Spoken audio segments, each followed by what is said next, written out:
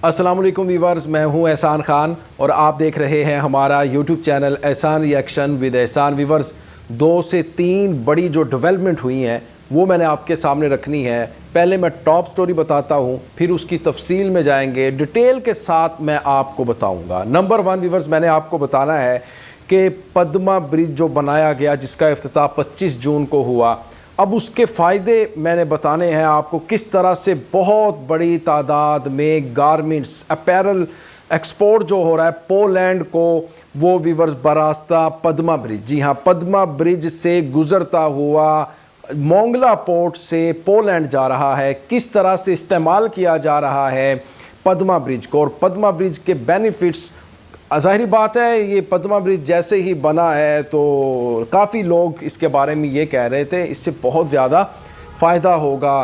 Traders association भी इसके बारे में बहुत ही ज़्यादा खुश थी और कह रहे थे कि इससे इंपोर्ट एक्सपोर्ट्स में काफ़ी इंक्रीज़ होगा बांग्लादेश में। तो लिहाजा जी उसका रिज़ल्ट आना शुरू हो चुका है, वो मैंने ख़बर आपके सामने रखनी है और तफसील से मैंने आपको बताना है कि अपैरल के एक्सपोर्ट कैसे हो रही है, गारमेंट्स की। फिर मैंने आपको डिस्टेंस बताना है ढाका से मोंगला पोर्ट का और ढाका से चिटागोंग का, और क्योंकि आपको पता है कि चिटागोंग के ऊपर कितना रश होता है, प्रेशर कितना होता है शिपिंग का और फिर एक्सपोर्ट्स का। तो अब वीवर्स मोंगला पोर्ट से बहुत ही ज़्यादा फ़ायदा होने जा रहा है ट्रेडर्स को, और इसके बारे में 27 जो फैक्ट्रियां हैं, 27 वो वीवर्स मोंगला पोर्ट का इस्तेमाल भी कर रही हैं, क्योंकि पद्मा ब्रिज की वजह से इसकी अहमियत अब बढ़ चुकी है मोंगला पोर्ट की। वीवर्स ये मैंने आपको बताना है। और दूसरी जो टॉप स्टोरी है वो वीवर्स मैंने आपके सामने रखनी है, वो मैंने आपको बताना है कि बांग्लादेश में 2022 में 2022 में कितने लोगों ने इंटरनेट और मोबाइल फ़ोन इस्तेमाल किया है। और ये लेटेस्ट रिपोर्ट है, लेटेस्ट सर्वे रिपोर्ट जो आई है 2022 की, वो वीवर्स मैंने आपके सामने रखनी है और मैंने बताना है आपको। और इसके साथ साथ जो तीसरी बड़ी ख़बर है, क्योंकि आपको पता है कि एशिया क्रिकेट कप जो T20 फॉर्मेट में इस बार होने जा रहा है, वो कहा जा रहा था कि बांग्लादेश में होगा, क्योंकि आपको पता है कि पॉलिटिकल क्राइसिस की वजह से, इकोनॉमी के क्राइसिस थे श्रीलंका में, जिसकी वजह से वो शिफ्ट किया जा सकता था बांग्लादेश में। लेकिन उसके बारे में भी खबर आ चुकी है, वो मैंने आपके सामने रखनी है। और चौथी जो तीसरी बड़ी स्टोरी है वीवर्स, वो मैंने आपके सामने रखनी है। आपको बताना है कि चाइना ने धमकी लगा दी है, बड़ा बयान दिया है, चाइना का स्टेटमेंट आया है अमेरिका के लिए। उन्होंने कहा खबरदार अगर आपने इंटरवेंशन किया ताइवान के मामले में, अगर ताइवान के मामले में आपने मुदाखलत की तो फिर हमसे बुरा नहीं। ये वो आग है, आग, वो आप आग से खेल रहे हैं। ये सदर शी जिनपिंग है जो उनकी तरफ से ये आया है स्टेटमेंट। वीवर्स 2 घंटे टेलीफोनिक कॉल का अहवाल, वो तफसील मैं आपको बताऊंगा जो सदर जो बाइडन के साथ सदर शी जिनपिंग की हुई। तफसील से मैं रखने जा रहा हूँ इस सारी की सारी स्टोरियों को जो मैंने आपके साथ जिनकी टॉप स्टोरी डिस्कस की है। वीवर्स सबसे पहली स्टोरी की तरफ बढ़ते हैं, आपको बताते हैं कि पद्मा ब्रिज से अब कितना फ़ायदा उठाया जा रहा है। और वही पद्मा ब्रिज है जिसे बनाने के लिए बांग्लादेश ने बड़ी जिद्दोजहद की, बड़ी कोशिश की और फिर इसको बनाया, दुनिया में अप्रिसिएशन भी हुई। अब उसी पद्मा ब्रिज का इस्तेमाल किया जा रहा है, ट्रेडर्स एसोसिएशन की तरफ से बहुत ही खुश आइंद करार दिया जा रहा है, क्योंकि वीवर्स अपैरल और गारमेंट्स RMG की बहुत बड़ी तादाद में अब एक्सपोर्ट हो रही है पद्मा ब्रिज का यूज़ करते हुए, इस्तेमाल करते हुए। जो मोंगला पोर्ट है वहाँ से गुजरते हुए, पद्मा ब्रिज से गुजरते हुए वो जा रहे हैं जनाब मोंगला पोर्ट। और जो गारमेंट्स की जो कंसाइनमेंट है, जो गारमेंट्स के कंटेनर हैं, विजल अब जा रहे हैं मोंगला पोर्ट, मोंगला पोर्ट से सीधा जा रहे हैं जनाब पोलैंड में। वो पहले आपको खबर पढ़ के सुना देता हूँ, फिर उसके ऊपर मैं आपको तर्जिया भी दूंगा।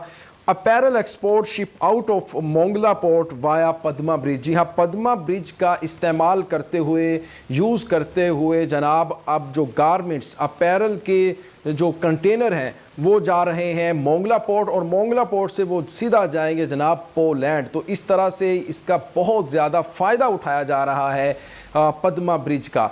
व्यूअर्स मैं आपको ये भी बताऊं, जो ढाका से मोंगला पोर्ट का डिस्टेंस बनता है वो लगभग बताया जा रहा है 170 किलोमीटर है।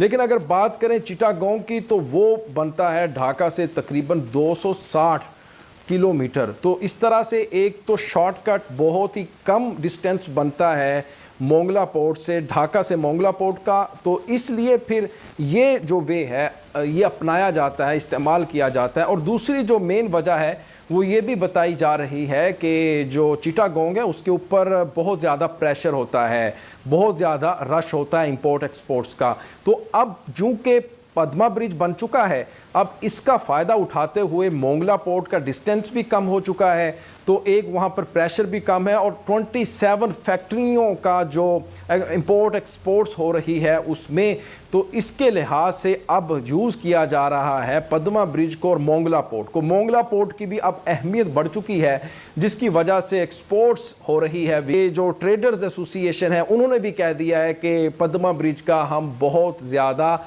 हमें फ़ायदा हो रहा है, बांग्लादेश को फ़ायदा हो रहा है, क्योंकि इसकी वजह से जो एक प्रेशर था चिटागोंग के ऊपर, पोर्ट के ऊपर, वो अब कम भी हुआ है। और दूसरा, मोंगला पोर्ट भी काफ़ी अहमियत बढ़ चुकी है। मोंगला पोर्ट के ऊपर अब लोग भेजेंगे दूसरे देशों में यहाँ से एक्सपोर्ट्स। तो व्यूअर्स, एक ये खबर थी। अब दूसरी खबर की तरफ बढ़ते हैं, वो भी बहुत ही अहम खबर है। मैंने व्यूअर्स आपको बताना है कि बांग्लादेश में कितने % मोबाइल यूजर्स होता है, और ये लेटेस्ट सर्वे है, ताज़ा तरीन जो रिपोर्ट हमारे पास आई है सर्वे की, वो मैंने आपके सामने रखनी है।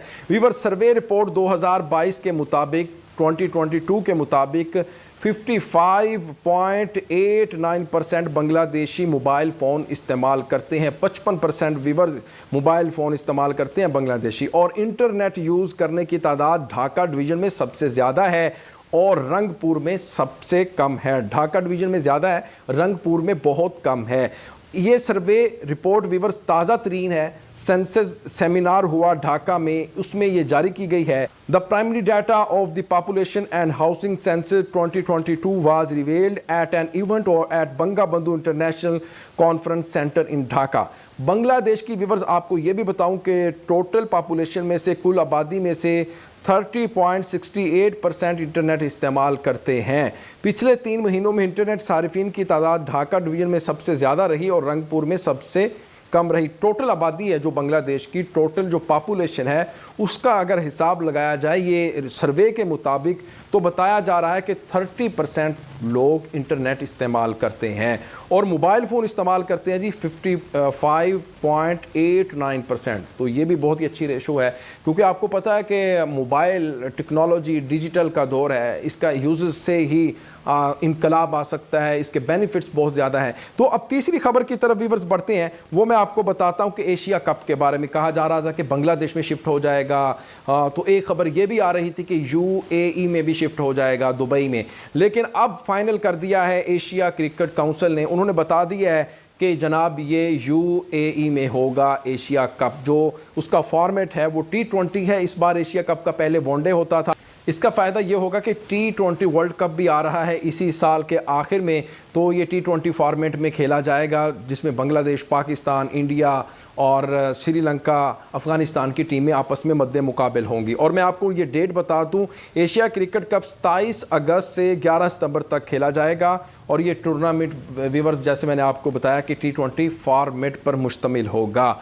अब बात कर लेते हैं जी बड़े स्टेटमेंट के बारे में। अमेरिका ताइवान में मुदाखलत करके आग से खेल रहा है। ये चीनी सदर ने कह दिया जी, जो बाइडन को कहा है कि अमेरिका जो ताइवान के अंदर इंटरवेंशन कर रहा है वो आग से खेलने के मुतरादिफ है, एक किस्म का वो आग से खेल रहा है। उन्होंने कहा कि वो बाज रहे, बिल्कुल भी मुदाखलत, इंटरवेंशन ना करे ताइवान के मामले में। हमारा मसला है, वो कह रहे हैं कि आपका ये मसला नहीं है, ये हमारा मसला है, हम खुद ही इसको ठीक करेंगे, सॉल्व करेंगे, आप इसमें इंटरवेंशन ना करें। अगर आपने इंटरवेंशन करी तो आपको पता है ये आग का खेल है। जब आग का खेल होता है तो उसमें पता है फिर कोई भी आता है वो जल कर राख हो जाता है, आप जल जाएंगे। जो बाइडन को साफ साफ सदर शी जिनपिंग ने ये कह दिया है, चाइनीज़ प्रेसिडेंट। व्यूअर्स, अब ये खेल, ये ऊँट किस करवट बैठेगा, इसके बारे में जो भी लेटेस्ट न्यूज़ रिपोर्ट आती रहेगी वो मैं आपके सामने रखता रहूँगा। मुझे दें इजाज़त, इंशाल्लाह नेक्स्ट वीडियो में आपके साथ एक बार फिर मुलाकात होगी। तब तक के लिए अल्लाह हाफिज़।